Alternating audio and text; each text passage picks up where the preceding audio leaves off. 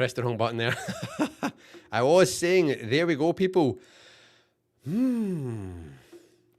What do we make of that? What do we make of that? Let's have a quick kind of recap of that. Let's start with the good. Sarah Bond clarifying that Xbox games will still always come day one to Game Pass. That's good. So the value proposition for Game Pass is still locked in. That's why many people subscribe to it. Even though I would say the Xbox exclusives have been pretty poor lately. They've not been to the level we would want or hope. Not to the Xbox 360 levels when they used to have bangers like all the Gears of War coming out, Halo 3, all these kind of games. But maybe they'll get back there. That would be cool. Then Sarah also mentioning that we are going to get Activision Blizzard games dropping on to Xbox Game Pass soon, starting in March with the new Diablo game. So that's pretty cool. Sounds good. I cannot wait to get my hands on all the old Call of Duty games, and hopefully there'll be some other games we maybe forgot about that could drop in there. Or hopefully there'll be some games they'll revamp from the archives of Activision Blizzard. I would like to see some of the Crash Bandicoot games drop on to Game Pass. Crash Team Racing, that would be amazing. Then, let's talk about the bad. We'll give them two bad. So too good, too bad. I would say on the whole that was okay. It was just really weird. I thought like Phil seemed really uncomfortable at certain points.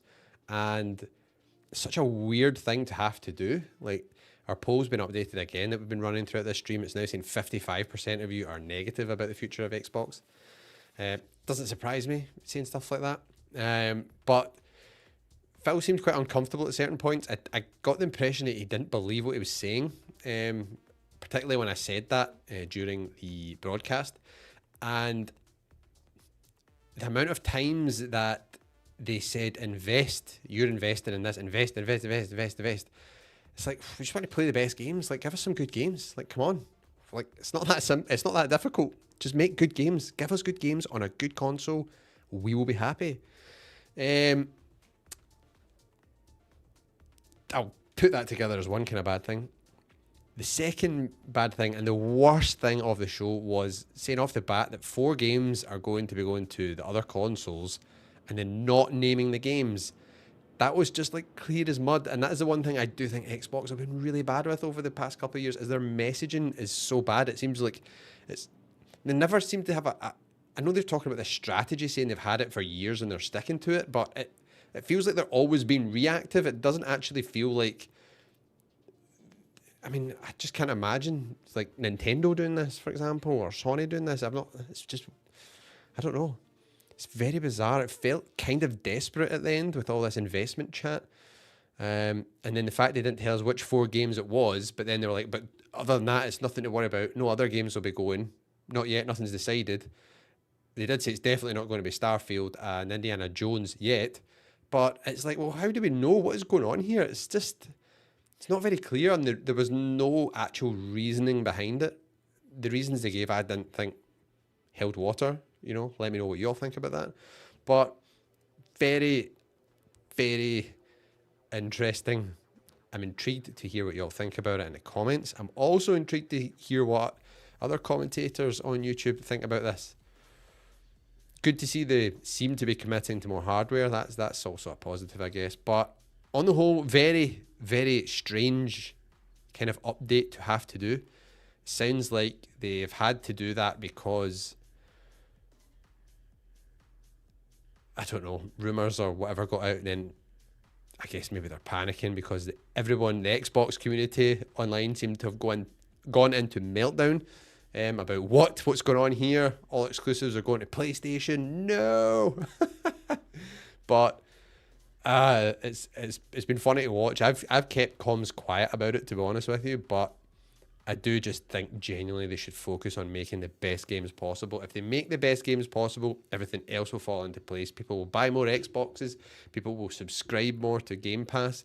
It's like when Xbox do stuff where they big up things like, you know, this game's going to be amazing. It's our next big tentpole release, and it's Redfall, and it's absolute shit. It doesn't work. It's so glitchy. It's a mess, and it's a crap game. You're like, oh, and then they come out, and then they have Starfield next, which was meant to be, you know, the best thing since sliced bread. It was okay. It's a good game, but it was not at the levels that, you know, the hype and what everyone was expecting.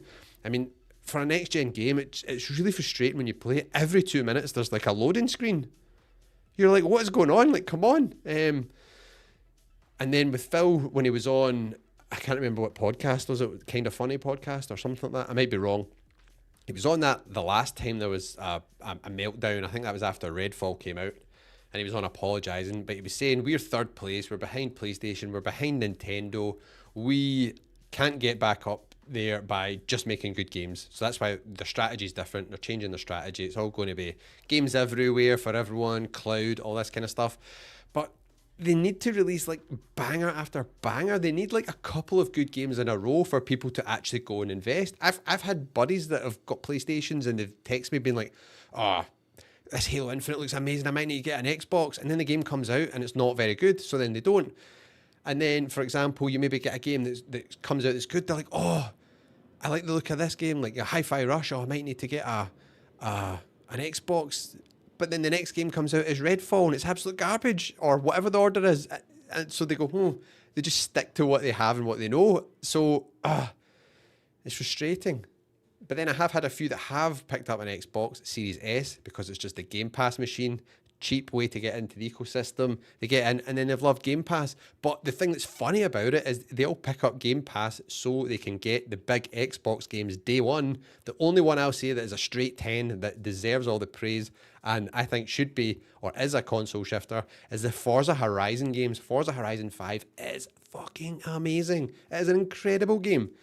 Forza Motorsport, nah, it was definitely not as good. It wasn't up to scratch, no way. But Forza Horizon, yes, incredible stuff. But what I was saying, my friends have picked up a Series S console, they then got Game Pass to get involved, check it out. They'll get Game Pass because they'll get all the Xbox big AAA games day one at no extra cost. But then they've not been very good, so they've not actually ended up playing them. What they have been playing is checking out all the amazing little indie games that you would never buy or pick up or have heard of. But because they drop into Game Pass, you go, oh, I'll check out Vampire Survivors, you know, I'll check that out. I'll check out Brotato, yeah, I'll play that. And then you play all these amazing games, I'll check out the Gunk, you know. And it's that seems to be the lifeblood right now of Xbox Game Pass for me. So it's going to be an interesting few months. I cannot wait till June. That's when we're going to get, it seems like a sneak peek at some new hardware. I'm always up for new hardware. I love tangible things. Give us some hardware. None of this cloud malarkey. Anyways, maybe I'm just getting old. Thank you all for tuning in. Loved you all hanging out here with me. I loved all the votes. So now it's 50-50. We're going to end the poll right now. Does this update make you feel more positive or negative about the future of the Xbox brand? 50% said positive and 50% said negative. Is that a good outcome for Xbox? I don't know. Let me know what you think about this update in the comments. Keep it locked and loaded here for all things Xbox. We've got a good video going up tomorrow night for you all. And we'll be covering all the Xbox Live events and everything Xbox here on the channel. Much love to your faces.